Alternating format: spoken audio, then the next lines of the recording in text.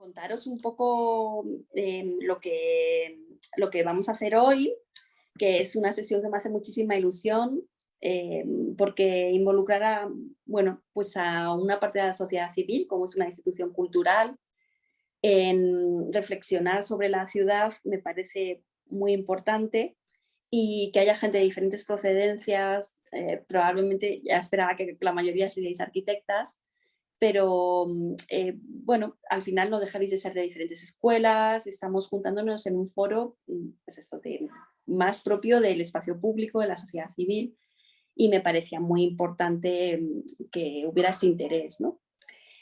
Y bueno, la Casa Encendida lo que me propuso fue hacer una sesión sobre cómo puede ser una ciudad integradora, una ciudad que realmente da voz y reparte los derechos de una forma más equitativa a una diversidad mayor de colectivos ciudadanos y de individuos.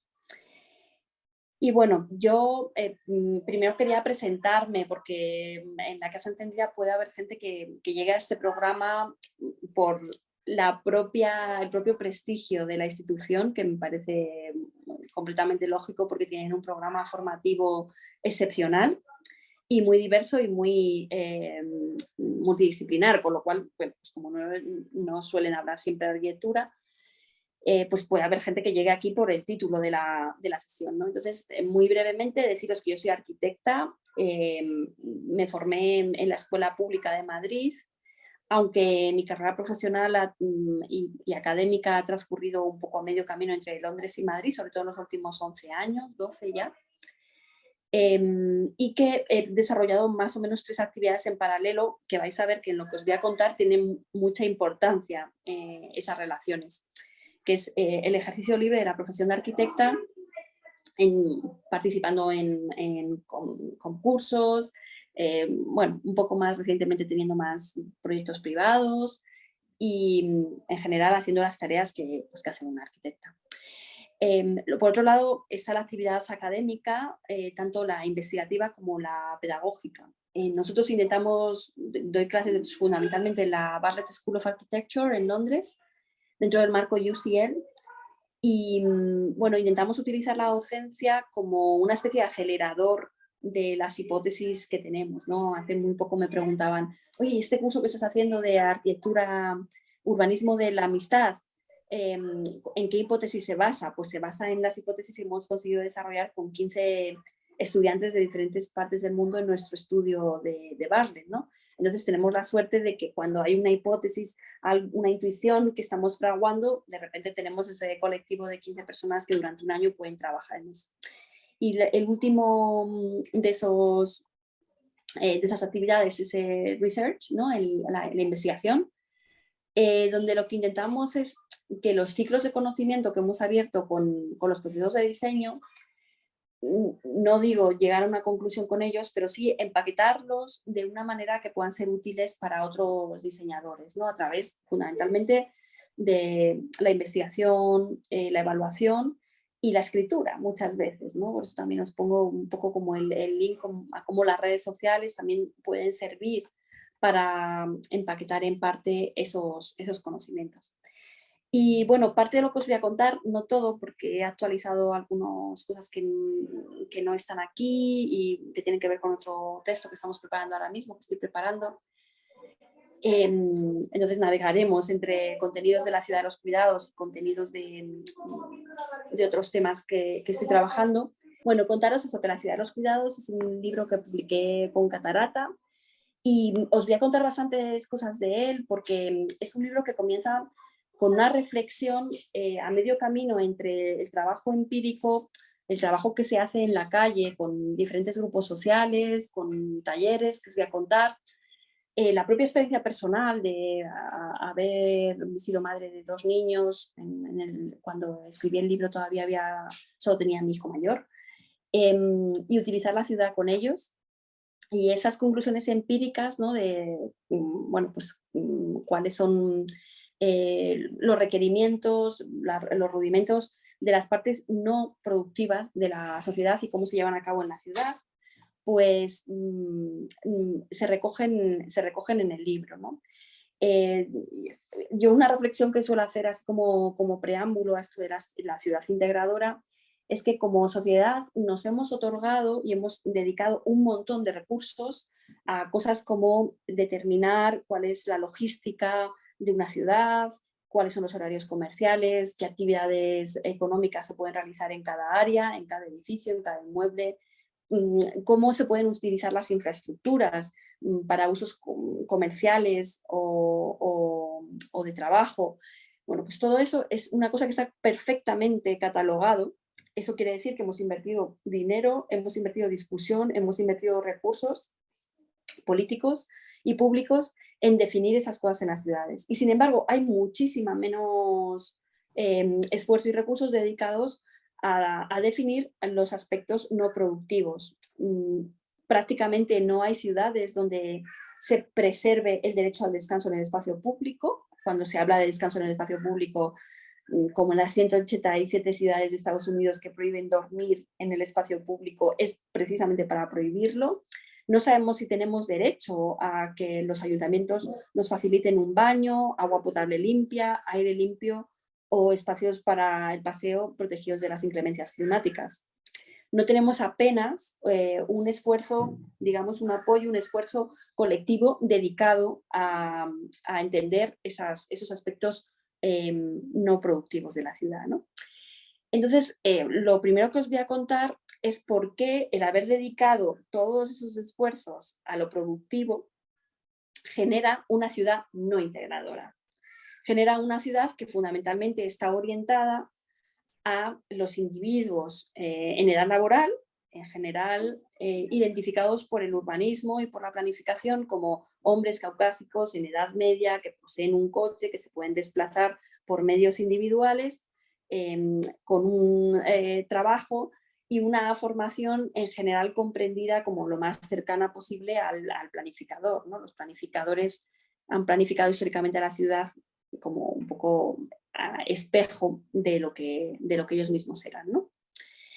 Y contaros cuál es la importancia. Bueno, el libro de las ciudades cuidados está traducido al inglés por Akhtar.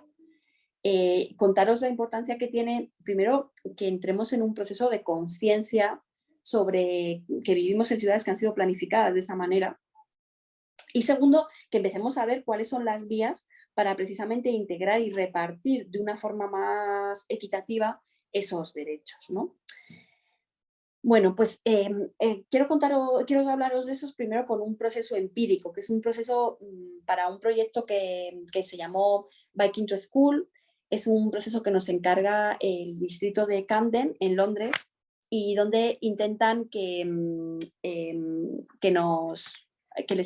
les aconsejemos sobre cómo pueden ir los niños en edades tempranas al cole en bici, bien de manera independiente, bien con un monitor que se llama el bus escolar, pero es en realidad un monitor que pasa en bicicleta en ciertos horarios y va sumando a los niños como en un gran grupo ciclista, o bien haciendo sus pequeños grupos, ¿no? De quedar con un amigo, ir en familia.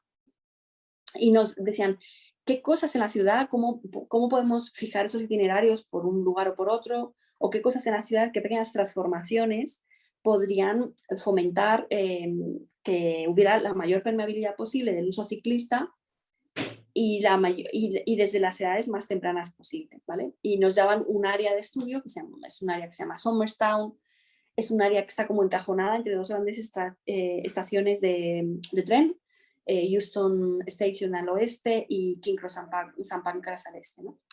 Entonces, bueno, contaros un poco qué evidencias encontramos en ese estudio empírico de cómo la ciudad segrega radicalmente, evidentemente a la infancia, evidentemente a la vida familiar, evidentemente los traslados y los desplazamientos que tienen que ver con lo no productivo, ¿no?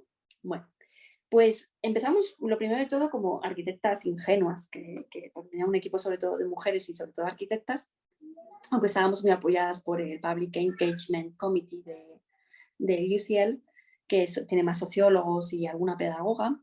Y bueno, empezamos así con esa ingenuidad pensando, bueno, pues lo primero, vamos a ver qué literatura hay, ¿no? De esto de a qué edad los niños pueden ir solos en bici de su casa al cole y no perderse. cuáles son los impedimentos. Bueno, pues no hay literatura, no nos hemos ocupado de esto, yo no he sabido encontrar una literatura que te diga, pues los niños a partir de 3 años son capaces de reproducir itinerarios. Entonces nos tuvimos que lanzar al conocimiento un poco más empírico. Organizamos 4 talleres con un máximo de 15 niños. En 2 de ellos los niños colaboraban y trabajaban en solitario. En otros 2 participaban con sus familias y en edades comprendidas entre los 4 y los 14. 2 de ellos en lo que se llamaba en Londres After School Club y 2 de ellos en colegios, ¿no? Y en los 4 talleres les proponíamos unas actividades, bueno, que fuimos un poco perfeccionando.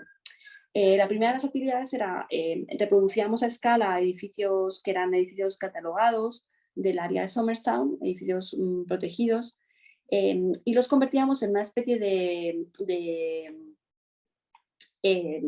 casas de muñecas, donde los niños tenían capacidad de dibujar en las ventanas algunos, bueno, pues, motivos, elementos de recuerdo, como completar un poco la casa de muñecas con dibujos personales, ¿no? Entonces, la primera pregunta que les hacíamos era, ¿reconoces el edificio? Y ingenuamente, de nuevo, como arquitectas, esperábamos que las contestaciones iban a ser, sí, es un edificio con el tejado más apuntado que los demás, la fábrica o la fachada tiene un material más oscuro, hay más ladrillo, es más gótico, es decir, geometría, materiales, estilos constructivos, tecnología, lo que habíamos estudiado en nuestras 36 asignaturas de la escuela, ¿no? La sorpresa vino porque, y también un poco en la tradición Kevin Lynch, ¿no? A mí me siguen citando mucho los estudiantes esto de, no, y la percepción de la ciudad según Kevin Lynch, que os acordáis que es un libro de los años 70, pero que sigue siendo un libro seminal en la comprensión de la ciudad entre los arquitectos, y lo que dice es, los ciudadanos generan sus primeros mapas mentales de lo que es una ciudad a través de los landmarks, o sea, reconocen el fabric, ¿no? Como la ciudad anónima, lo que genera un patrón, y luego reconocen los hitos. Y entonces los hitos son los que articulan la imagen perceptiva de la ciudad. Bueno, ya veréis que desde mi punto de vista, cuando trabajéis con gente y le preguntéis a gente y hagáis trabajo empírico, veréis que nada más lejos de la realidad. Es completamente incierto, ¿no? Pero influidos como por este patrón, dijimos, bien, pues entonces, claro, nos van a decir esto, ¿no? Que es una iglesia gótica en medio de un vecindario que no lo es, que el tejado es más apuntado, el material es más de ladrillo. Bueno, absolutamente todos los testimonios de reconocimiento de edificios que recogimos tenían que ver con la experiencia personal que los niños y las familias habían tenido en los edificios.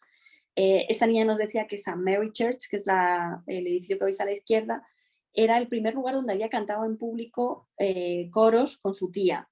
Y otros niños nos decían, por ejemplo, que Euston Station era el primer lugar al que había ido su familia a visitarles desde que se mudaron a Londres. Entonces, la primera un poco patas arriba que se te pone todo, ¿no? Es para que la ciudad sea integradora, tiene que estar diseñada desde una perspectiva de experiencia de usuario.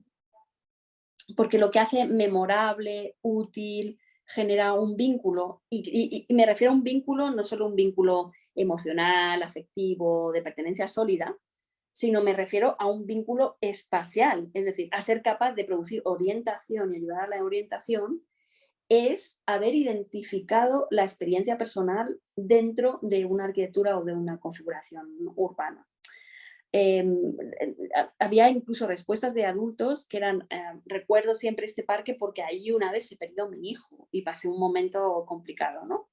Entonces, esa percepción personal, esa asociación entre la vivencia intensa y el escenario es lo que realmente genera recuerdos un poquito más intensos que nos empiezan a ayudar cuando somos muy niños a configurar nuestra primera imagen mental de la ciudad, ¿no? Entonces, esta actividad que les proponíamos, por ejemplo, dibujar en las ventanas los recuerdos que tenían de un edificio, dibujaban, les poníamos una plantilla con la forma de las ventanas y los pegaban por detrás, pues nos parecía que es un poco como el preámbulo, hacer proyectos, por ejemplo, como poner juegos, rayuelas, lugares de encuentro, actividades delante de edificios que queremos que la comunidad empiece a asimilar como edificios que articulan la vida social, ¿no? Y que la articulan desde edades tempranas. Para referirnos, bueno, pues a un conjunto más amplio de sociedad, ¿no? Luego veréis un poco por qué os digo que hay una fuerte discriminación en este tipo de barrios y cuál es un poco la vía para remediarlo. Bueno, otra de las actividades que proponíamos a los niños era que ubicaran esas reproducciones a escala de edificios dentro de una especie de plano pop-up que habíamos hecho con los cruces de calles y segmentos de calles que ellos reproducían en papel y podían poner en rojo o en verde para representar el segmento de calle agradable o desagradable, y les pedíamos que ubicaran a los edificios, ¿no? Entonces ahí llegó como una segunda batería de sorpresas. Por ejemplo, era muchísimo más fácil ubicar un objeto 3D que un objeto bidimensional. Cuando hacíamos este mismo ejercicio de decirles dónde está la iglesia de San Mary en el plano, no eran capaces. Cuando reproducíamos el barrio a escala y había más informaciones tridimensionales alrededor, eran muchos más capaces. Es decir, por ejemplo, la tridimensionalidad anticipa o hace que seamos un poquito más capaces de, en edades tempranas, de adquirir esta autonomía o esta comprensión integradora de la ciudad. La siguiente actividad que les proponíamos era que caminaran o montaran en bici sobre este plano que habíamos montado con elementos 2D y 3D. Y ahí les decíamos dónde está tu casa, vete a este punto, llega hasta el colegio, dónde están los otros colegios, bueno, y les íbamos pidiendo que hicieran esos itinerarios. Entonces, aquí empezaron a comenzar el tercer paquete grande de sorpresas, ¿no? Si la primera había venido de mano de la experiencia del usuario, es lo que hace memorable la posición y el emplazamiento de un edificio, no la morfología del edificio en sí. La segunda cosa que empezó a ser bastante importante fue todo ese tema de el ubicar el edificio se facilita con la tridimensionalidad, y el tercer paquete de descubrimientos tenía que ver un poco con lo temprano que los niños, lo capaces que eran de empezar a reproducir itinerarios repetitivos. No, a los 3 años, 4 años, los niños eran capaces de realizar itinerarios tipo ir de casa a la panadería, ¿no? Cosas que si pensáis en vuestra infancia probablemente habéis hecho, ¿no? Incluso si veis, hay un programita en Netflix, que yo es de las pocas cosas que he encontrado como un poco de documentación empírica más completa, que se llama Ya soy mayor, esta traducción al español. Es un programa japonés donde describe el programa de la tele, una costumbre muy nipona, que es mandar a los niños en edades muy tempranas a hacer el primer recado para ayudar en casa. Y bueno, a mí me da una pena inmensa porque tienen esa distancia emocional tan grande con los niños, ¿no? Pero si conseguís ver el programa sin que os apenéis, veréis que a partir de los 3 años los niños hacen cosas brutales de ir a por soja al supermercado cogiendo 3 autobuses, o sea, una cosa realmente sorprendente, ¿no? Entonces, esto contrasta con una evidencia, bueno, los trabajos de taller se completaban con una encuesta online y con unas conversaciones, encuesta cualitativa en profundidad con algunos de los participantes, las familias, y allí descubrimos que el estándar medio en el que las familias autorizaban a los niños a hacer itinerarios independientes en este barrio de Londres eran los 14 años. Es decir, que había una especie de decalaje radical entre cuando cognitivamente los niños eran capaces de hacer estos itinerarios, que era en torno a los 3-4 años, y cuando de facto sus familias se sentían seguras para dejarles que hicieran esos itinerarios en independencia, ¿no? Con independencia. Entonces, ¿qué sucedía a los 14 años? Entonces, bueno, cruzábamos estos datos con bastantes datos que nos podía facilitar el distrito de Camden. De hecho, toda la ciudad de Londres saca un informe anual que se llama ¿Quién conduce en Londres y por qué? Todos los años, donde se va viendo la sistemática bajada del número de coches particulares. En este área de Londres no conduce ni siquiera un 5% de la población local. Bueno, en parte porque es muy caro. y se va viendo cómo gradualmente no solo se van descendiendo el número de personas que tienen vehículo en el interior, sino también se va radicalizando los sesgos adscritos a los desplazamientos en vehículo público. Ahora mismo, por ejemplo, el número de desplazamientos que realiza una familia en vehículo público está directamente relacionado en el centro de Londres con la renta per cápita, hasta la cantidad de los 90.000 libras por año en el conjunto familiar. A partir de ahí se estabiliza. Pero desde las 20.000 libras, que es cuando empieza un poco la estadística, hasta las 90.000 libras, crecen de cero, casi en una línea recta, el número de desplazamientos que se hacen en vehículos. Entonces veis que el desplazamiento en un vehículo privado es un potente segregador económico, que hace que haya familias que puedan ir a llevar a sus hijos a 4 asignaturas extraescolares de francés y de ajedrez y de cerámica en diferentes lugares de la ciudad, y haya colectivos y familias que no pueden realizar todos esos desplazamientos. Y eso afecta especialmente a los colectivos que tradicionalmente no han estado dentro del patrón productivo: infancia, adolescencia, jubilados y muy especialmente al género. Todavía en Inglaterra los varones conducen de media en doble de millas que las mujeres en vehículo privado. Y las mujeres tienden a hacer más desplazamientos más cortos con una pauta más desordenada. Que eso, bueno, desde los estudios pioneros de Viena en los años 70 se ha visto que el patrón de movimientos asociado a los cuidados es un patrón mucho más desordenado. Voy a la frutería, le subo fruta a mi madre, llevo la fruta que he comprado yo para mi casa, llevo a la niña a la guardería, voy a trabajar, frente al clásico del trabajo a casa, de casa al trabajo. ¿Vale? Entonces, conclusiones un poco que me gustaría trasladaros de esta primera parte. Primera, tenemos una absoluta ignorancia de la diversidad funcional en el empleo de los espacios que nos rodean, ¿vale? Cosas como las que os he dicho: un niño a los 3-4 años es capaz de ir del cole a la panadería, no está recogida en la literatura, y de hecho yo os lo cuento con la humildad de deciros, probé en tres workshops con 45 personas, pero esto no establece ninguna pauta universal. O sea, es necesaria mucha más investigación para poder establecer esos criterios, ¿vale?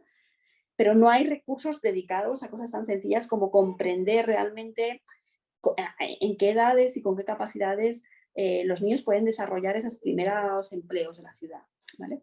Cosas, por ejemplo, como el empleo de la tridimensionalidad, el empleo de los nombres de las calles o el empleo de la bidimensionalidad, están completamente dirigidas a un mundo adulto monocolor. Es decir, gente que usa la lengua del lugar, gente que no tiene ningún tipo de disfuncionalidad ni de particularidad, y gente que se mueve dentro del espectro de lo adulto. Los niños no empiezan a utilizar los nombres de las calles hasta los 13 años, con lo cual la mayoría de los sistemas de wayfinding que establecemos en la ciudad son un poco inhábiles para ellos. La gente que no utiliza el lenguaje del lugar, evidentemente, también tiene ese decalaje, ¿vale? Entonces, primero, hay una auténtica falta de conciencia respecto a cuál es esa diversidad funcional con las que nos enfrentamos a la ciudad. Y estoy fijándome fundamentalmente en la infancia. Imaginaros si abriera el espectro a, evidentemente, cualquier tipo de particularidades cognitivas, físicas, y evidentemente a la ancianidad, donde la pléyade y las posibilidades de deterioro cognitivo, singularidad cognitiva, se van multiplicando, ¿vale? Entonces, hay un fuerte desconocimiento y una fuerte falta de inversión y de investigación en estas áreas que tienen que ver con identificar las dificultades funcionales que presenta la ciudad para la diversidad. Bueno, segunda cosa muy importante, la presencia del coche fundamentalmente y de otros riesgos que se identifican en las entrevistas. Por ejemplo, la gente piensa que, bueno, pues que los niños corren peligro en las ciudades, que les pueden raptar, que les pueden convencer para hacer cosas que no son seguras para ellos, ¿vale? Bueno, pues la presencia fundamentalmente de los coches, que es la causa para que no les dejen ir solos al cole en el 97% de las respuestas, y esa otra mínima, ¿no? Hace, bueno, que hayamos repartido los derechos en la ciudad de una forma muy desigual. Aquel que conduce, que forma parte de ese 5%, tiene derecho a ir de casa al trabajo, de trabajo a casa, a aparcar un coche, que es una cosa gigantesca, en el espacio público. A mí no me dejan dejar ni la nevera, ni el sofá, ni mis libros, que me ocupan un montón en casa. Y sin embargo sí podemos dejar el coche, ¿no? Pues hemos repartido los derechos de una forma desigual. A un 5% de la población hemos decidido darle unos derechos que hemos arrebatado, por ejemplo, a la infancia, como el derecho a jugar en la calle, el derecho a trasladarse por un espacio público sin poner en riesgo su integridad física, ¿vale? Y de hecho, yo siempre digo, hemos decidido. Y entonces lo digo para generar incomodidad, ¿no? Para decir, pues si yo no lo he decidido. Ha pasado de facto, nadie lo decidió, ¿no? Yo soy muy poco creedora de como esta filosofía del complot, ¿no? Los manipuladores malos decidieron que la ciudad iba a ser para los coches. No, es que lo hemos hecho de facto. De hecho, ese es el gran problema. Eso es un poco lo que un sociólogo francés que a mí me gusta mucho, que ya tristemente murió hace no tanto, que se llama Bruno Latour, decía que era el parlamento de las cosas, que es que los objetos físicos en la ciudad y en la realidad que nos rodea imprimen una manera de usar que nosotros no somos conscientes de haber elegido, ¿vale? Entonces, lo que hacen los volardos, los vados permanentes, las señales de ceda al paso, es establecer una prioridad en el lenguaje urbano dirigida al vehículo, ¿vale? Y entonces le convierten en dueño y señor del espacio público, y cualquiera que conduzca un vehículo tiene prioridad sobre otros colectivos. Entonces, la primera cosa que hay que hacer en la ciudad integradora, espero que nos sorprenda, es una revolución de movilidad y una reflexión consciente sobre cuál es el papel de los objetos y qué decisiones de facto imponen en el espacio público esos objetos que nos rodean.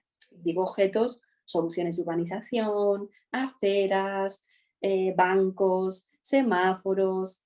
Bueno, la buena noticia, que es un poco de lo que va la segunda parte del libro y de lo que os quiero un poco hablar ahora, es que en realidad en ciudades como la mayoría de las ciudades de tradición mediterránea española, en Holanda, perdón, en Portugal, España, Italia, Grecia, véase ciudades bastante compactas, bastante densas, con mucha mezcla de usos, que se pueden caminar de norte a sur sin discontinuidad, no hay grandes agujeros de autopistas ni saltos en el vacío que haya que dar para recorrer la ciudad, con una buena presencia de espacios públicos conectados entre sí y espacios que están bien aclimatados a las condiciones geográficas. Las ciudades que cumplen esas características, más una mezcla de usos abundante, centros urbanos donde hay instituciones públicas, hay áreas de trabajo, hay residencial, bueno, pues todo eso, en realidad, están bastante cerca de ser ciudades integradoras. De hecho, un poco la teoría del libro y lo que os voy a contar con diferentes proyectos que hemos desarrollado también posteriormente, es que operando en lo que yo llamo la capa blanda de la ciudad, es decir, sin cambiar las grandes infraestructuras, sin hacer autopistas, sin hacer autovías, sin hacer aeropuertos, sin hacer puertos, sin hacer ni siquiera grandes edificios ni extensiones urbanas de nuevo cuño, trabajando sobre esos objetos que os he mencionado, los pasos de cebra, las aceras, las formas de urbanización, el arbolado, los espacios verdes, las reglas, los horarios, lo que es posible y no es posible hacer en los espacios públicos, los reglamentos, todo eso que es una capa blanda que cuesta mucho menos dinero cambiar, nos permite acercar mucho la ciudad a ser mucho más integradora. Ya digo, en condiciones urbanas relativamente buenas. Yo siempre digo, como un día me llamen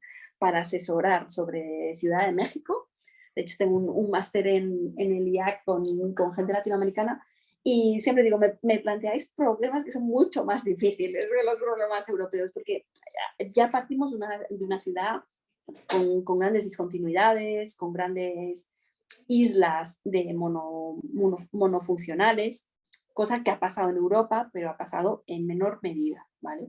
Sobre todo en Europa ha pasado mucho más en las periferias, entonces seguimos teniendo un poco ese centro urbano de referencia que sigue funcionando. En las periferias efectivamente tendríamos muchos más problemas, pero en esos centros urbanos las noticias optimistas que quería traer el libro es que estamos cerca de tener una ciudad integradora. Cosas que tenemos que hacer. El libro recoge como 8 ejemplos, pautas, que voy a compartir alguna de ellas con vosotros, para conseguir esa ciudad un poquito más integradora, generosa y diversa. ¿Vale?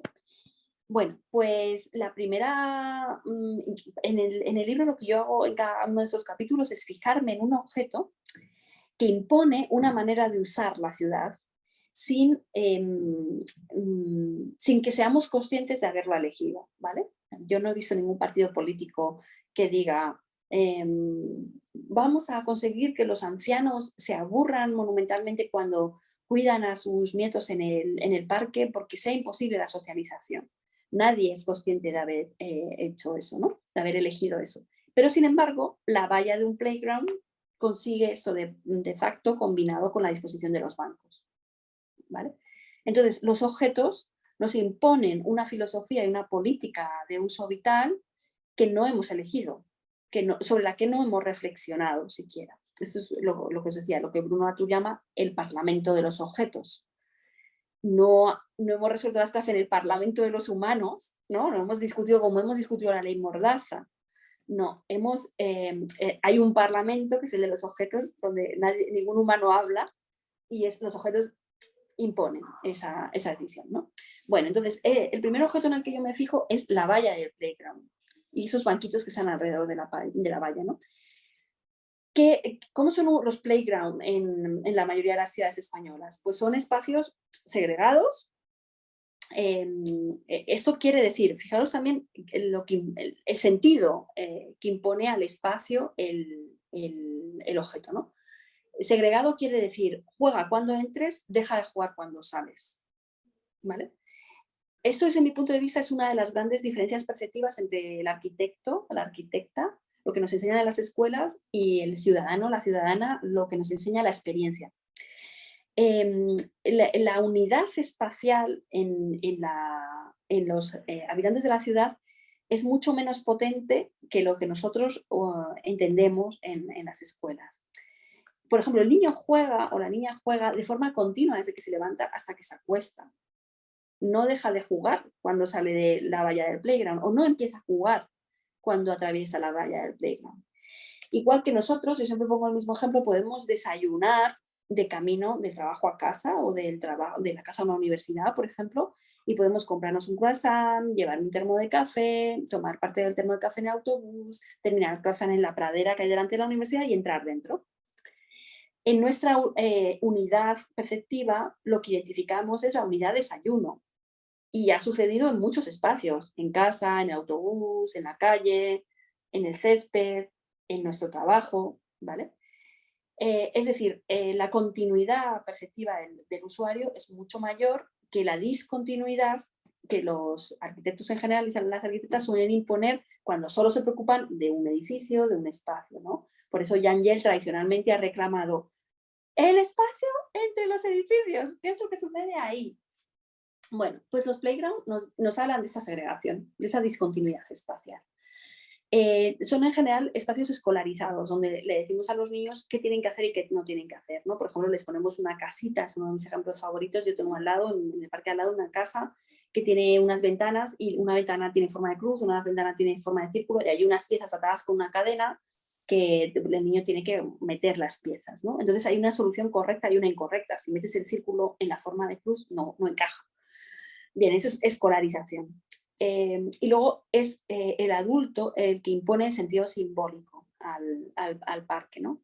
Esto es una casa, esto es un avión, ¿no? Bueno, habéis visto de sobra millones de espacios públicos que digieren para el niño el sentido simbólico, ¿no? Bueno, pues, y lo que también dice esa valla es las relaciones de cuidado se realizan de forma unilateral. Hay un cuidador y un dependiente. Y entonces el abuelo, el padre, la madre cuida del niño. Bien, frente a esto estamos en una sociedad quien ha comenzado a estudiar los cuidados un poco con más rigor, con más sentido empírico, con más, porque, insisto, esto va de trabajar con gente, de hablar con gente, de hacer talleres, de mezclarse, ¿no?, con la sociedad. Em, Quien ha conseguido hacer esto, gente como por ejemplo psicóloga, no, filósofa Amy Mullins, filósofa canadiense, te dice que en realidad los cuidados se producen mucho más como en una nube, ¿no? Y que los niños, los psicólogos infantiles y los pedagogos empiezan a recoger testimonios de niños de 2 años que te dicen cosas como: a mí me encanta jugar al pilla-pilla, pero a mi madre le gusta hacer atletismo. Entonces le propuse no ir al parque e ir a la pista de atletismo porque así podíamos jugar juntos a algo como el pilla-pilla y ella entrenaba, ¿no? Es decir, está habiendo un cuidado mutuo. Pienso en lo que te gusta, pienso en cómo articularlo con lo que a mí me apetece, pienso en que tú seas capaz de realizar aquello que te cuida. Bueno, entonces, propuestas. Pues, en el primer capítulo de la segunda parte del libro, la primera propuesta es los jardines píxeles, que es integrar pequeñas áreas de naturaleza, un maizal, un pequeño huerto, un área de arena, plantaciones de diferente tipo, agua, estanques, pequeños píxeles de naturaleza que pueden aparecer precisamente en los espacios en los que los adultos tenemos responsabilidades. El segregar el playground a áreas exclusivamente de ocio, de nuevo lo que hace es hacer una ciudad no integradora, hacer una ciudad para que todos los aspectos que no son productivos estén segregados y desarticulados de la red de circulación de la ciudad. Lo que necesitamos es que los niños forman parte de la vida, ¿no? De hecho, los niños en la Comunidad de Madrid solo tienen 180 días de cole, ¿vale? Si sumáis fin de semana y vacaciones, estamos en aproximadamente 160 días libres al año, en las que los padres y las madres siguen viviendo, muchos siguen teniendo responsabilidades laborales. Entonces, se trata de integrar esas visiones del cuidado mutuo, cuidado en nube, cuidado grupal, en lugares donde los niños también pueden tomar esas responsabilidades. Voy con mi madre a Hacienda, me quedo en un patio seguro, donde ella me puede ver, mojo los pies en una fuente, tenemos después un momento de relax, podemos coger juntos tomates, pero tengo 1 hora y media donde ella tendrá que solucionar algunos aspectos vinculados a su, pues no sé, a su posición, por ejemplo, como persona autónoma, ¿no? Bueno, la siguiente propuesta que recoge el libro tiene que ver con eliminar una cosa muy importante, que son las aceras resaltadas. Esa idea de tengo un lugar para el peatón y un lugar para el coche, con una proporcionalidad claramente desigual. Pensar en los barrios que conocéis, qué proporcionalidad de esos barrios está resaltado con la acera para el peatón. Es una proporcionalidad mucho menor. Frente a esto, el libro propone un poco trabajar en la tradición de Hans Monterman, un ingeniero holandés, tristemente falleció con solo 57 años, que propuso espacios urbanos donde el peatón es el usuario natural. Es decir, espacios donde la acera no está resaltada. Se hace un tapiz urbano de buena calidad, con adoquines bonitos, color, plantas, lugares para sentarse, mobiliario, buena iluminación, donde el enfoque es usted camine, este es su espacio. Se eliminan completamente las señales de tráfico, ni pasos de cebra, ni líneas blancas, ni líneas amarillas, ni señales de ningún tipo. De hecho, es muy bonito ver cómo se monta un espacio compartido, porque hay muchas fotos de Hans Monderman talando señales de tráfico, así con grandes masas de señales de tráfico. Lo que esto provoca es una reducción espontánea, se permite el empleo del vehículo, pero el vehículo siente que está invadiendo un espacio que no está hecho para él. El vehículo es el usuario de segunda categoría. Tú decides si eres usuario de primera, eres el peatón a quien se dirige el espacio, o eres usuario de segunda, te tienes que montar en un vehículo para hacer una mudanza o porque quieras, ¿no? Esto de la libertad ahora está muy protegido. Entonces, te montas en el vehículo y te conviertes como en un invasor del espacio natural. Entonces, esos espacios, tenéis muchos ejemplos de ellos en Holanda, Centro Europa, Inglaterra, Corea, ha sido curiosamente un país, Australia también, que ha implementado muchos espacios compartidos y que los han monitorizado. En Londres tenéis Exhibition Road, que es un ejemplo interesante. Y bueno, pues en general lo que consiguen es un descenso de la velocidad rodada, un descenso espontáneo a 20 kilómetros hora, sin necesidad de multas, sin necesidad de ningún tipo de coacción, ¿vale? Y una mayor conciencia de la presencia probable del vehículo, del coche, del peatón, por todas las partes, ¿no? Bueno, en el libro yo defiendo que esta revolución de la movilidad, combinada con nuestra necesidad de implementar áreas de bajas emisiones y reducir el tráfico en un 50%, luego hablaremos de esto, puede dar lugar a de verdad una reconquista, así como en plan épico, reconquista del espacio público, donde podamos volver a sacar a la calle el gran motor de actividad que debe ser la actividad cívica. Yo siempre tengo esa discusión de la importancia del pequeño comercio. El pequeño comercio es genial y apoyarlo todo en lo que queráis, pero no podemos depender ni siquiera del pequeño comercio para que la calle tenga vida. La calle tiene que tener vida porque tiene actividad cívica, que es lo que ha mantenido a las calles con vida en toda la cornisa mediterránea de forma histórica durante muchos más siglos de los que ha existido el coche. Bueno, entonces contaros, pues en el libro proponemos un poco escalonar estas acciones desde ese mínimo que es el espacio compartido en Hans Mondermann, reducir la cantidad de tráfico y densidad global de tráfico por la implementación de área de bajas emisiones, y el siguiente paso es, cuando tienes mucha menos densidad de tráfico y tienes buenos espacios compartidos, lo que nosotros llamamos urbanismo o movilidad a la carta. Es un ejemplo que presentamos a un concurso para el Boulevard de Ensanche de Vallecas, y lo que proponíamos es por qué no implementamos diferentes bandas urbanas con diferentes bandas paisajísticas alrededor. Podemos volver a utilizar, por ejemplo, el árbol de hoja perenne en la ciudad, generando una línea de la calle, una banda de la calle que está permanentemente sombreada, ¿vale? Es ideal para verano, es menos ideal para invierno. Pero es que a lo mejor en invierno lo que tenemos que hacer es llevar a los coches por ahí, ¿no? Bueno, esa es variedad de paisajes que nos permite también otro tema que veréis que abordaré más tarde, que es el de la biodiversidad, que es otro tema fundamental.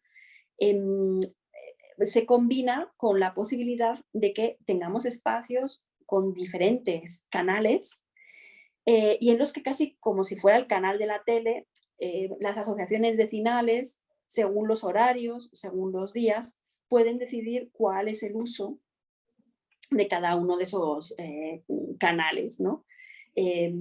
Por ejemplo, sábado a las 12 de la mañana, a lo mejor de esas 8 bandas posibles de espacio público custodiadas por vegetación, podemos usar 6 de ellas para deporte, ¿no? Y no estamos hablando solo de un urbanismo, no sé cómo deciros, para élites culturales europeas. Estamos hablando de que ciudades como Bogotá, por ejemplo, precisamente a tenor y gracias al desarrollo de una propuesta popular y con una lógica bottom-up, que fue una propuesta social de los años 70, es decir, también apoyada por un par de alcaldes, bueno, yo creo que inteligentes, ha conseguido implementar 157 kilómetros lineales de ciclovías los fines de semana, es decir, viales que normalmente están dedicados al tráfico, el fin de semana 157 kilómetros se dedican a la práctica deportiva, el encuentro social, el juego, ¿vale? Entonces, esto nos hace ver que la ciudad no es igual en todos los momentos del día, en todos los momentos de la semana, y las necesidades de los ciudadanos no son las mismas. generando para mí un nuevo concepto de espacio público, que es un concepto de espacio público que está más lejos de la idea de contenedor que la idea de espacio programable, ¿no? Yo siempre pongo el ejemplo de un museo. Cuando en un museo cortamos la cinta y inauguramos el edificio, imaginaos la casa encendida, ¿no? Porque me parece un muy buen ejemplo. No hemos hecho más que empezar. ¿Qué queda después? Pues eso que estamos haciendo, llenarlo de contenido, hacer una agenda, hacer cursos, hacer talleres, hacer exposiciones, hacer eventos, congregar, asociar, juntar, ¿no? Toda esta actividad tenemos que empezar a pensar que el espacio público es así, que el espacio público tiene una parte de contenedor, necesitamos que las calles tengan buenas dotaciones y buenos equipamientos, que estén en buen estado de conservación, pero hay una política comisarial, ¿vale? Que la entendemos muy bien en la actividad cultural, pero no la hemos identificado como una parte de la ciudad, ¿no? Y en este proyecto y en este capítulo del libro proponíamos cosas como que, por ejemplo, la jardinería puede ser un mecanismo para generar capital social, generar asociacionismo, generar vecinos que se conocen, que se agrupan, que trabajan juntos, y puede ser de nuevo a la carta. Pero también podemos invitar a que un paisajista comisaríe nuestra calle. En varias ciudades de Bélgica ya tienen un concurso para los vecinos, que es cuál es la temática de algunas calles que se cortan en el verano, y los vecinos hacen sus propuestas, y ya hay desde calles que se dedican a la cultura latina hasta calles que se dedican al baño y en el mes de agosto, ¿vale? Entonces la calle se puede comisariar y puede haber esa actividad temporal, ¿no? Bueno, aquí había como otros ejemplos de la señalética, el nombre de las calles, la toponimia. Bueno, pues son todo hitos culturales que nos permiten empezar a trabajar en ese sentido de la ciudad. Es un soporte que podemos comisariar, como comisariamos los museos, como comisariamos, hacemos proyectos, ¿no? en bases digitales, en otros. Bueno, este capitulito os diré que está, simplemente hay un capitulito que trata de proponer una modificación, una eliminación de las líneas blancas y de los sistemas de wayfinding en la ciudad, por dos motivos. Primero, porque están fundamentalmente orientados al vehículo, de nuevo, y segundo, porque están muy organizados pensando que todos tenemos un smartphone y que podremos buscar en Google, ¿no? A dónde vamos. Eso es en parte verdad y en parte no verdad. Estamos creando una brecha digital cada vez mayor con los niños por debajo de 12 años, que es la media en España de obtención del primer teléfono inteligente, de toda la sociedad, digamos, mayor, mayores de 65 años, con un empleo mucho menor de ese tipo de tecnologías, y también segregando otros colectivos, evidentemente inmigrantes, gente que no conocen el lugar de la misma manera, y gente con diversidad funcional, ¿no? Entonces, de nuevo, la ciudad integradora no puede basarse en el Google Maps. Hay que trabajar también en la propia configuración y morfología física de la ciudad, el patrón reconocible, el trabajo de la intuición, ¿no? El comprender cómo funciona la intuición en diferentes individuos con diferentes condiciones de diversidad, y cómo la ciudad puede, por ejemplo, establecer patrones que nos ayudan a comprender precisamente, a utilizar nuestra intuición. Yo pongo el ejemplo de algún aeropuerto que funcionaba especialmente bien en los años 70, ¿no? Sitios donde entrabas por un sitio, veías el avión y solo tenías que hacer un recorrido muy corto, completamente transparente, donde pasabas el check-in, la seguridad y embarcabas. Entonces, aunque nunca habías estado en un aeropuerto, decías, ay, yo tengo que ir a ese avión, es el que pone Madrid, ¿no? Voy allí. Y espacios urbanos que han funcionado especialmente bien, también como patrones, ¿no?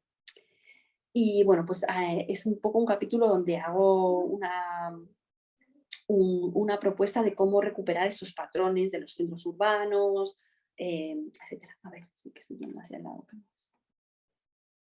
Bueno, otra de las propuestas que para mí es muy importante y la que quiero contaros un poquito como más en detalle, os contaré un par más en detalle, es el conseguir que algunos de los elementos que ahora mismo son fijos en la ciudad y por tanto la decisión de dónde se ubican la toma en las instituciones, se conviertan en elementos móviles y que puedan ser ubicados por la ciudadanía.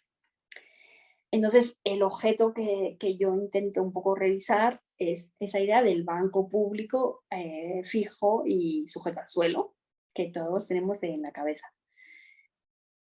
Como os he contado al principio, en realidad mi ejercicio profesional ata pues, experiencias de proyectos de diseño con experiencias que tienen que ver con la docencia, con la investigación.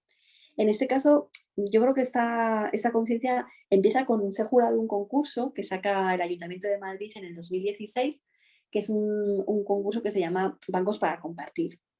En el jurado estábamos 9 personas, 8 eran técnicos municipales. Yo salí elegida por los concursantes como representante de los concursantes en el jurado. Se presentaron un muy buen número de gente, 289, creo que estaba muy cerca de 300. El lema era bancos diferentes que representen esa parte de Madrid, que es esa parte acogedora, social, y te proponían un banco que evidenciara ese componente de ciudad de bienvenida. Y para mí fue muy interesante que una de las propuestas que se hizo se llamaba Sienta Madrid, y intentaba colocar sillas plegables en la Plaza Mayor con un sistema muy similar al de Bici Madrid, que eran estos elementos, bueno, no sé si conocéis Bici Madrid, pero son pues, bicis que están aparcadas en paralelo con un software que tienes que dar de alta y las puedes alquilar, ¿no? Pues esto es igual, cogías tu silla plegable, tenías que estar para sacarla del dispensador, tenías que tener un número, un alta, un tal cual, y pues tenían el mismo tipo de tracking que las bicis y los scooters, ¿no? Los patinetes. Bueno, a partir de esa propuesta fue eliminada, esta es el panel, fue eliminada en la primera ronda, fue la primera en ser eliminada. Estaba elegida entre mis super favoritas, pero claro, éramos 9, yo era una, ¿no? Y los otros 8 la eliminaron la primera. Y yo les decía, ¿pero en serio la queréis eliminar? La primera de todas. Y yo les decía, ¿pero por qué? Y me decían, ¿tú sabes el nivel de problematicidad que traería esto para los técnicos municipales? La gente colocaría las sillas plegables en los vados permanentes. Se pondrían grandes masas de gente delante de un edificio patrimonial y los turistas no podrían verlos. Se les ocurrían millones de problemas, ¿no? Irían con una silla plegable y la pondrían, aumentarían el aforo de las terrazas, ¿no? Se pondrían con la silla plegable para usar el wifi de una terraza. Claro, eso eran todo percibidos como situaciones negativas. En realidad, el espacio público, hay muchos autores que hablan sobre esto, para que sea integrador, necesita ser el escenario del diálogo. Esto lo podéis leer en Manuel Delgado, en Fernando del Molino, bueno, mucha gente que está haciendo trabajo sobre esto, ¿no? Es decir, cuando eliminamos el conflicto y lo que intentamos es, por favor, no generemos ningún problema. Usted se sienta donde yo le digo. Estamos eliminando el sentido del espacio público, que es el encuentro dialogado entre diferentes intereses. Si no hay encuentro dialogado entre diferentes intereses, no hay espacio público. Entonces, claro, luego tenemos esa conciencia, ¿no?, de que los países escandinavos son como una especie de rubios de raza aria que son mucho más cívicos que nosotros. Yo cada vez que presento un proyecto, todos los alcaldes, ayuntamientos, todos los que están allí congregados, los arquitectos muy especialmente, me dicen, esto se va a vandalizar. Esto se va a vandalizar, porque esto en Holanda o en Copenhague funcionaría, pero aquí lo van a vandalizar.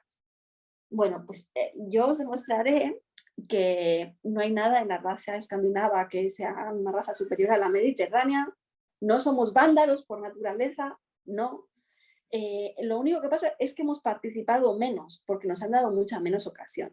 Entonces, yo tengo un amigo sociólogo con el que hemos hecho este proyecto que os voy a contar, que es Emilio Luque, experto en participación cívica, y me dijo, la primera vez que yo fui a Copenhague, había quedado con la alcaldesa y me dijo, no puedo atenderte a la hora que te había dicho porque no me he dado cuenta que tenía la votación en la guardería. Y entonces él le dijo, ¿puedo ir contigo? Como sociólogo. Dijo, claro, claro, y luego ya si quieres tomamos un café. Y entonces la votación en la guardería consistía en que los niños de parvulario, con 4 años, 4, votaban a que se iba a dedicar parte del dinero de su centro escolar, a mejorar el patio, a hacer más excursiones, comprar más libros o más juguetes. Desde los 4. Entonces, ¿qué pasa? Que lo haces muchas veces y vas haciéndolo cada vez mejor, sientes que lo que haces tiene un impacto real en tu entorno, es decir, se van produciendo pautas para que la participación funcione.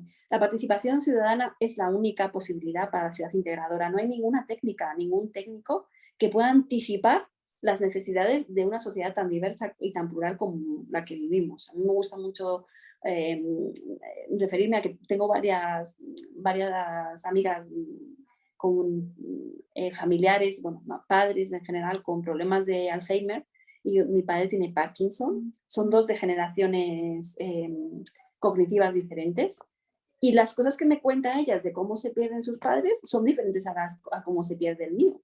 El mío se pierde de una forma muy rara, porque el deterioro cognitivo es distinto. Entonces, me gusta ver que os puedo asegurar que si no eres el familiar de alguien que tiene esas características, jamás podrás anticipar sus necesidades. Empezar a multiplicar por edades, culturas, gente con una experiencia, gente con otra experiencia, nadie puede hacer eso. Entonces, la integración de de la diversidad implica el proyecto colectivo. Tiene que ser como una piedra angular, está en la base. ¿Qué ocurre? Que la buena participación para funcionar bien requiere recursos, planificación, expertización. Bueno, entonces hay que, cuando os digan eso de no, la participación no funciona, la mala participación no funciona, la buena participación funciona. ¿Y qué es radicalmente importante? Practicar, señores, practicar como institución, practicar como ciudadanía. Entonces, estos proyectos, precisamente esas sillas plegables que nos ayudan a comprender cuál es el derecho que alguien ha adquirido con un vado permanente, si lo debemos respetar o no, si lo queremos respetar o no, cuál es el derecho que alguien ha adquirido poniendo una terraza, y nos propone discutirlo. Esos proyectos son fundamentales, ¿no? Entonces, bueno, pues en esa conciencia montamos el proyecto 100 sillas y 3 salones urbanos para la ciudad de Logroño con el soporte del Festival Concéntrico y la Fundación Daniel Inna Carasso. Y lo que propusimos es fabricar 100 sillas con el diseño de 100 vecinos de la ciudad de Logroño, que con la participación en una encuesta online podían elegir diferentes modelos de sillas plegables fabricadas con fabricación digital, ligeras, y que podían hacer guiños a diferentes edificios patrimoniales de la ciudad, a diferentes personajes que habían sido y personas que habían sido importantes en la ciudad, hacer sugerencias sobre dónde ubicar inicialmente esas sillas plegables. Bueno, y con todas esas elecciones podían también subir propuestas de sombreado, de reposapiés, bueno, de todo tipo. Y con todas esas propuestas montamos pues, 100 sillas codiseñadas por 100 ciudadanos y que además las apadrinaron durante la semana del Festival Concéntrico en la ciudad de Logroño. Y se ocuparon de traerlas, llevarlas. Durante una semana las sillas iban y volvían todos los días. Y los que habían dicho, las van a vandalizar, las van a robar el primer día. ¿Sabéis cuántas sillas volvían todos los días? Durante toda la semana, hasta el último día. 100 de 100. Luego las donamos a las personas participantes y los padrinos se quedaron con las sillas. Hubo como 20 que no vinieron a recogerlas y esas se donaron en un anuncio público. Y todavía hay gente que nos sigue mandando fotografías de cómo saca la silla a la calle, ¿no? Bueno, conclusiones con Yahin, que es un profesor de cultura urbana, que eligió el color azul porque es el color oficial de la libertad juvenil y la cultura urbana en la Unión Europea. Propuso un parasol que habéis visto antes con la forma de una gorra.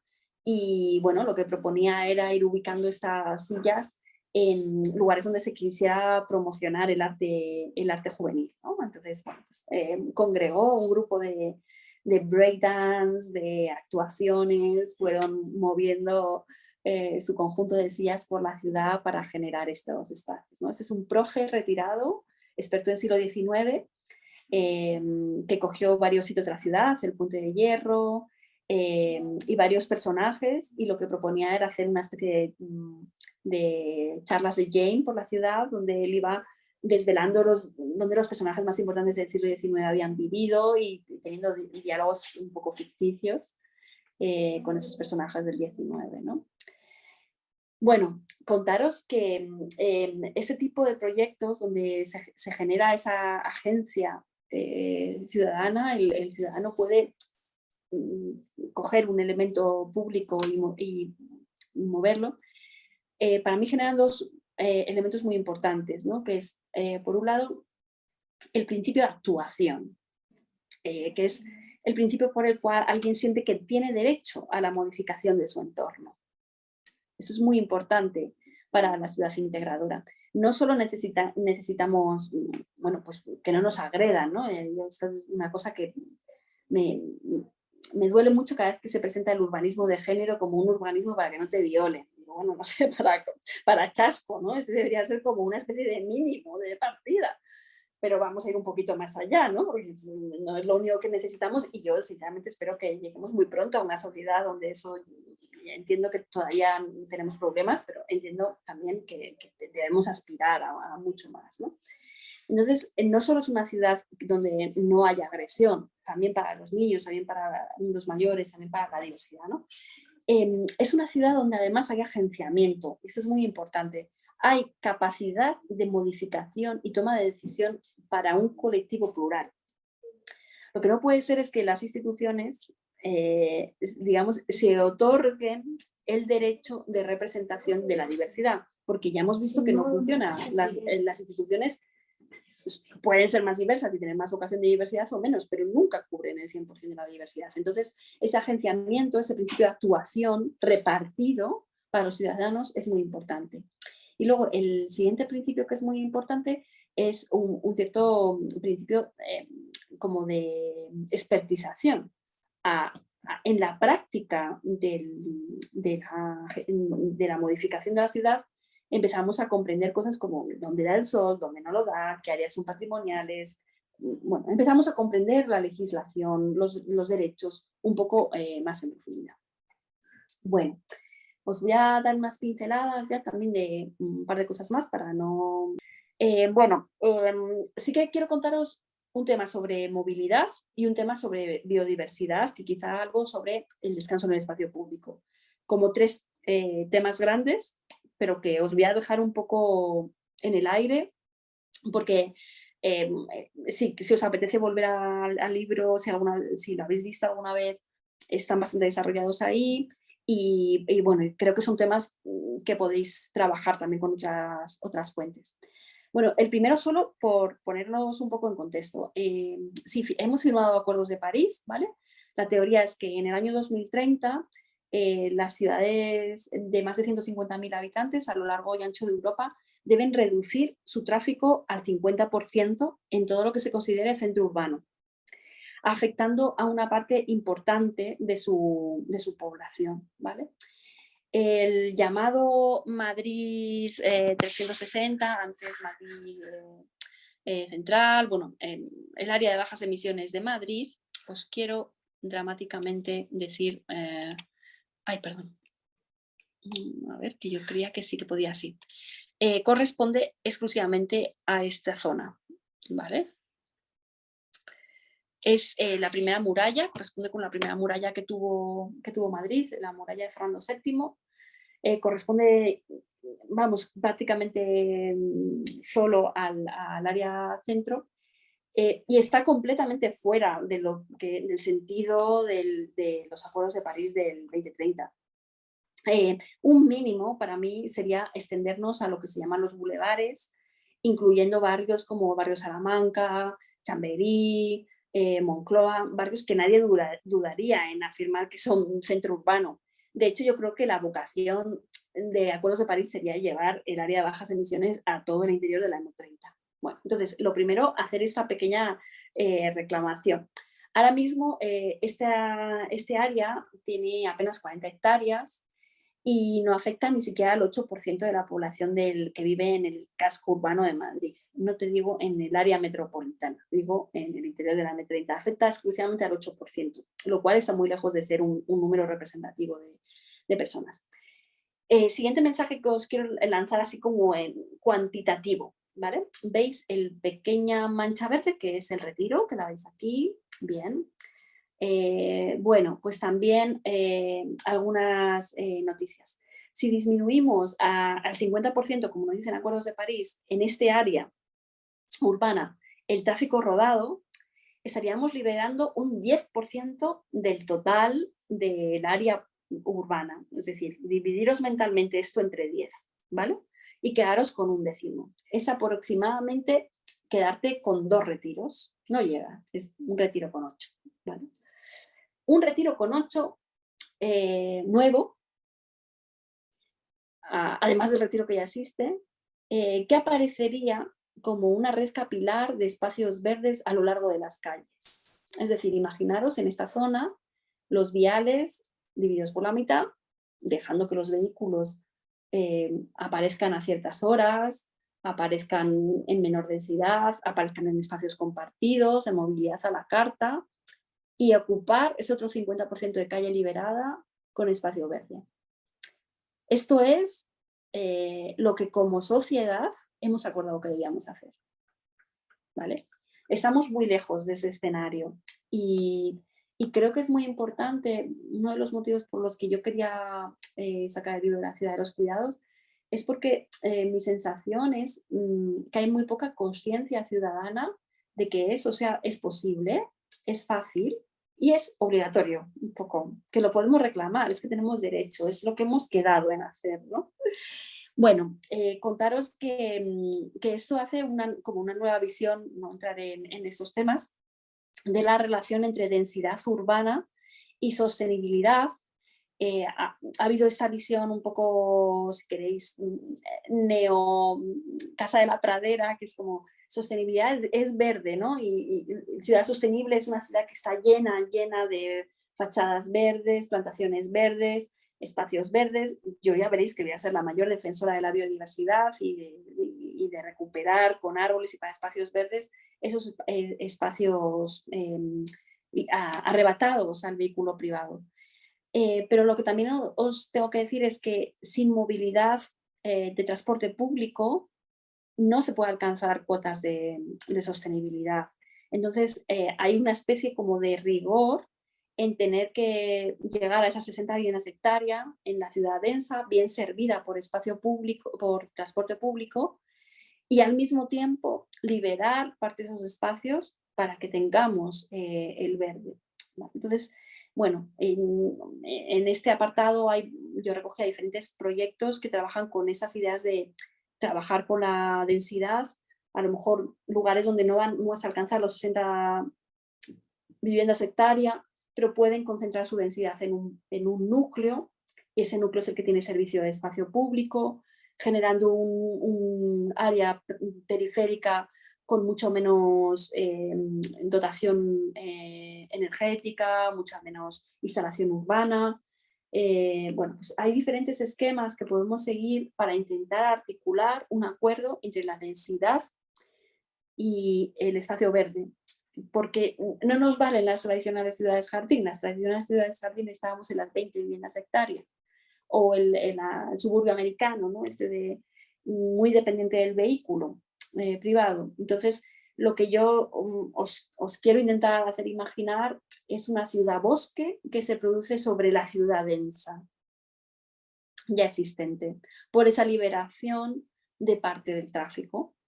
O ciudades, cuando nos organizamos ciudades nuevas, a lo mejor no podemos llegar a las 60 viviendas hectáreas, pero tenemos que intentar priorizar la presencia selectiva del espacio público, dando servicio a puntos estratégicos, ¿vale? Pero se trata un poco de jugar con ese equilibrio entre la presencia de lo verde y la viabilidad del espacio público. Otro tema que quiero lanzaros, un poco el derecho al descanso. Esa es una propuesta, porque luego el libro ha tenido como muchas vidas posteriores. Una de las cosas que nos pidieron, que lo tenéis en el Instagram del estudio, pues si os apetece verlo, fue el Thyssen-Bornemisza nos pidió encontrar pautas de ciudad integradora, de ciudad de los cuidados en cuadros que ellos que tenían en la colección, y luego extrapolar las conclusiones de esos cuadros a los espacios urbanos de Madrid, ¿no? Y les proponíamos, en ese ejercicio posterior que hicimos después del libro, proponíamos que la Plaza del 2 de Mayo se podía convertir en una plaza para cenas un poco colectivas, cocina en grupo, bueno, dando precisamente, girando totalmente el opuesto al evitar el descanso en la ciudad. Contaros que ahora mismo hay 187 ciudades americanas, os lo había anticipado antes, que prohíben dormir en la calle. Si te quedas dormido en el espacio público, viene un guardia, te pueden detener. Esas 187 ciudades lo que intentan es erradicar la presencia de homeless en las calles. Hay políticas similares de lo que llamamos arquitectura hostil, con pinchos, bueno, ya lo conocéis, con mucha más presencia de lo que llamamos POPs, los Privately Owned Public Spaces, espacios que parecen públicos, pero que son de tenencia privada, muy frecuentes en ciudades como Londres o en todas las ciudades estadounidenses, y donde se trata de erradicar estilos de vida que no se consideran hegemónicos. Cultura urbana juvenil, gente que bebe, prostitución, homeless, deportes urbanos, bueno, pues todo eso, el skater se va, ¿no? Bueno, frente a eso, el mensaje aquí es un poco, de nuevo, ciudad integradora. Es que no se trata de que alguien decida cuáles son los estilos de vida legítimos y los que no, ¿no? En la Plaza del 2 de Mayo es un buen ejemplo, ¿no? Se trata, tenemos que empezar a hacernos preguntas, ¿no? Preguntas como, ¿y esos jóvenes que se reúnen en el espacio público para encontrarse socialmente, han tenido el mismo derecho a acceso a la vivienda de lo que tuvieron las generaciones previas? La respuesta es no. Estamos en una media de emancipación en España más allá de los 30 años. Es decir, que estos jóvenes entre los 16 y los 30 no tienen ninguna oportunidad de reunirse en espacios privados, ¿no? Entonces, se trata, y eso es un poco lo que cuenta el libro también, de que una ciudad integradora tiene que hacer una política activa de reparto de los derechos y las desigualdades. En medio ambiente se llaman políticas de compensación. Esto viene un poco con la reflexión medioambiental, cuando hay países que han vendido sus derechos medioambientales, ¿no? Imagínate, yo tengo un cantón suizo que tiene un lago extraordinariamente pulcro de aguas purísimas, y le doy la explotación a una embotelladora de la marca que queráis, de soya, no sé cómo es suizo, sea otra marca distinta. Pero ese lago originalmente era de una población y cogían agua tradicionalmente, ¿no? En el momento que he otorgado esos derechos, la población deja de tener derecho a acceso. Entonces se está hablando de unas políticas del derecho a la compensación. Tribus indígenas que se han quedado sin sus tierras, propietarios legítimos de ciertos recursos naturales que se han quedado sin ellos, y nuestro derecho, pues, a cosas limpias, ¿no? A respirar, a no tener ruido, ¿no? Pues tienen que ser compensados. Todo esto tenemos que, yo creo que hay que interpretarlo como algo que realmente es muy interesante. De hecho, es el preámbulo a una economía ecológica, ¿no? Hay un librito por ahí bonito que se llama el Green Capital, que habla precisamente de esto, de cómo, si empezamos a entender que tenemos que compensar también financieramente esos derechos que se han perdido, a lo mejor entramos también, en vez de en un gasto, que eso es muy importante, en una inversión económica de otro tipo. Bueno, pues si hay unas generaciones que no han tenido acceso a la vivienda igual que las otras, quizás esas generaciones pueden tener una compensación en el espacio público. Esto nosotros lo intentamos proponer ya en la Huerta Murciana, donde hay un descontrol total de construcción de viviendas de segunda residencia, ilegales, 8.000 en total. Hay ya construidas, ha habido años que se han construido 1.000, viviendas ilegales en la huerta, 800, hay números dramáticos de los años 90, en donde lo que decimos es, bueno, quizá lo que tenemos que hacer es poner un equipamiento público de muy bajo impacto, al que se pueda acceder con bicicleta inteligente, que tenga un navegador, que permita comprar directamente al agricultor local los productos, que tenga cocinas colectivas y que permita disfrutar como disfrutas un fin de semana en una vivienda, en una segunda residencia. Hacer esta política un poco de compensación. Y ay, bueno, ay. ¿Os ponía algún otro proyecto? Bueno, tenemos aquí una pequeña que está tomando todavía lactancia y entonces viene un poco al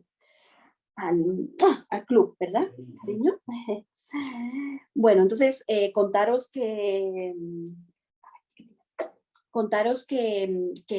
esas políticas de compensación, pues creemos que deben dar derechos a esos sistemas de disfrute, de descanso en la ciudad, ¿no? Igual que adquieren esos derechos de descanso en la ciudad, en el territorio, en la naturaleza, las personas que se pueden pagar una segunda residencia, una estancia en un hotel, ¿no? Pues intentamos que el espacio público también tenga esos pequeños oasis, esos pequeños edenes, porque el descanso debe ser un derecho, ¿no? Bueno, y hay algunos ejemplos de proyectos que hemos ido haciendo en diferentes lugares para construir esa idea de edén, de pequeño oasis urbano, ¿no? Y la última cosa que os quiero contar es un poco un compromiso con la biodiversidad frente a la Plaza Dura, que ya sabéis que es una cosa que defienden muchísimo los arquitectos, los alcaldes, como un espacio que teóricamente no hay que mantener, donde se pueden realizar eventos, que se puede activar económicamente. Bueno, las plazas duras son el gran obstáculo a la emergencia climática, a la adaptación de la ciudad a esa emergencia, a la disminución de lo que se llama la isla de calor, que es el fenómeno por el cual las ciudades tienen 3 grados aproximadamente de temperatura superior al radio de 30 kilómetros alrededor. Y la incorporación de la biodiversidad en la ciudad solo se puede producir de 2 maneras. Una es con mucha planificación, que es hacer corredores verdes, corredores que tienen que ser muy anchos, muy planificados. Se ha conseguido en algunas ciudades de nueva planta, ciudades asiáticas que han pasado de 0 a 5 millones de habitantes en 4 años, como ciudades en Corea. Se ha conseguido también en ciudades que han sido muy constantes en sus políticas municipales, como el Cinturón Verde de la ciudad de París, que han mantenido todas las legislaturas, su planificación en los últimos 45 años. Pero cuando no podemos hacer esos cinturones, nuestra alternativa es lo que llamamos stepping stones, que es algo así como las piedritas que usamos para cruzar un río. Es utilizar todas las plazas, todas las cubiertas, todas las esquinas que podamos para realizar una matriz de elementos suficientemente diversos de soporte a las especies que tienen suficiente diversidad y suficiente poca distancia. Yo siempre os digo, os invito un poco a entender los espacios verdes no como de nuevo, en continuidad, trazando una especie de matriz de puntos que te ayuda a atravesar la ciudad. ¿Vale? Entonces, bueno, pues las diferentes especies son también proyectos que hemos hecho para ese soporte a las especies. Es un salón urbano, otra pieza que montamos en Concéntrico, en Logroño, que intenta apoyar el ciclo de vida de las mariposas en el ámbito local y generar espacios con sombra, conexión wifi para descansar, un poco también para los humanos. Ese es lo que llamábamos el jardín mariposas, también instalado en Madrid. Otro elemento de apoyo a la diversidad, en este caso para especies de pájaros que necesitan fundamentalmente áreas de sombra, acceso a ciertas semillas y plantas, especies vegetales, y accesos a áreas de agua y alimentación muy importantes para su higiene y el mantenimiento de la salud. Y era también un espacio donde se planteaba un poco la convivencia del pájaro con espacios de descanso sombreados para diálogo y conversación sin pagar, sin terraza, sin consumición. y otro salón urbano que es el Salón de Reintroducción de Especies Botánicas, donde se hacía como una pequeña nursery, ¿no? Una pequeña guardería de especies botánicas con plantitas que tienen un total de 35 plantas que son endémicas de la zona y que se ha perdido en el espacio urbano, intentando que los vecinos las mantengan y que una vez estén relativamente maduras se las lleven a espacios de la ciudad y ir como manteniendo la guardería de especies, ¿no? Y al mismo tiempo generar un salón urbano protegido de la inclemencia climática, del exceso de radiación y la lluvia, de nuevo para dialogar, jugar, tener un mayor control sobre el espacio y lo que te rodea, ¿no? Bueno, y yo creo que con esto me voy a quedar. Entonces, bueno, un poco resumiendo. La ciudad integradora, bueno, pues he intentado contar que tiene que partir de un reconocimiento prácticamente infinito de la diversidad, infinito en el sentido de tener la humilde conciencia de que ningún técnico va a poder acapararlo y que por tanto tiene que partir de la base, un poco de la base participativa. Y que tiene que haber una buena articulación de esos elementos de participación, recursos, expertización, tiempos, bueno, daría para toda otra clase la organización de proyecto participativo. Pero tenemos la suerte de que como tenemos unas capas infraestructurales en nuestro entorno que funcionan relativamente bien, buenas densidades, buena proximidad, una red tupida de espacios públicos, ausencia de grandes islas de un solo uso y ausencia de grandes barreras urbanas, este tipo de ciudades, las ciudades mediterráneas, los centros urbanos de antes de los años 20 del pasado siglo, son excelentes soportes para, con pequeñas modificaciones, inversiones en la capa blanda, alcanzar esta ciudad donde la intuición tiene un valor, donde se preserva el descanso, donde se potencia el juego, donde la biodiversidad bueno, pues da agencia y derecho a otras especies y donde se pueden producir decisiones por parte de la ciudadanía como el traslado de piezas de mobiliario, ¿vale? Y contaros un poco así como último corolario, mi intención un poco también es desmontar esta idea de que la inversión en medio ambiente, en proyectos de innovación social, son inversiones derrochadoras, son gastos, ¿no? Con mucha frecuencia nos presentan esto de, bueno, ya está, no sé, pues la tradición de la socialdemocracia europea, ¿no? que tiene esta protección de la ciudadanía, esta protección del cuidado, de la salud, es derrochadora y nos lo plantean siempre como, ya está, el gasto, ¿no? Bueno, pues os quiero contar que es inversión, que no es gasto, que lo que nos ha demostrado la pandemia es que realmente no hay unos objetivos divergentes en prosperidad económica, capital social y prosperidad ecológica, sino que realmente son objetivos convergentes. Las sociedades que más han atajado la emergencia climática, que más han invertido en capital social y en asociacionismo cívico, ya desde los años 80, Robert Putnam, que es un sociólogo maravilloso norteamericano, las ha tipificado como las sociedades más prósperas. Entonces, bueno, mi interés un poco es contaros que la ciudad integradora entiende la inversión en medio ambiente, en producto social, cultural y en infraestructura como un proceso de prosperidad convergente, no divergente. Y bueno, creo que eso es un poco lo que os quería contar. Estoy abierta si me queréis hacer alguna pregunta, queréis compartir algo que tenga relación, no sé, un poco lo que os apetezca. Bueno, yo creo que ya va quedando menos gente, que es viernes y que tendréis como un super plan.